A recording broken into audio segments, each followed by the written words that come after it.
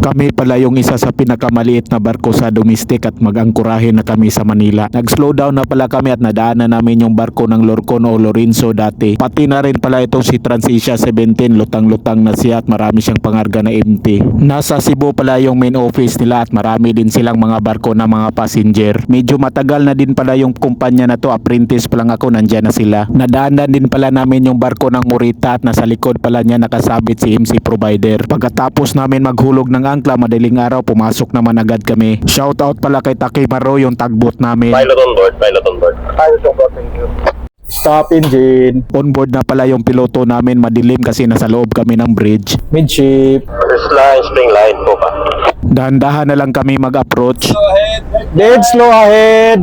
Good morning sa lahat. Baba na pala yung piloto natin. Okay, piloto. Plus dos na madaling araw na pala ngayon. Shoutout pala sa piloto namin, si Captain Barcuma. Alis na naman siya. Ingat palagi sir. God bless. Bye-bye. Maliwanag na pala kami natapos mag-discharging at loading at ready for departure naman kami. Shoutout pala kay Tugu Maligaya. Kararating din niya dito sa Manila. Tapos na yung trabaho ng operator na ng gantry crane. O yun, pababa na yung elevator niya. Yung isa kasama niya naghihintay dyan dito sa baba. Kaya na naman ang papalit pag baba niya. Iwan ko kung anong oras ng duty niya. Tapos na, aakyat na yung isa, nakababa na. Paakyat na yung elevator, sinasakyan niya sa ibabaw. Siya naman yung mag-operate sa mga barko na mga magdidikit, mag-discharging at saka mag-loading. Nandun pala yung office niya sa pinakaibabaw. Simula naman yung trabaho niya, yung kapalitan niya, yung isa nasa baba na ngayon. Lumalakad-lakad siya, hindi man siya matatakot. Ang taas-taas niya, no?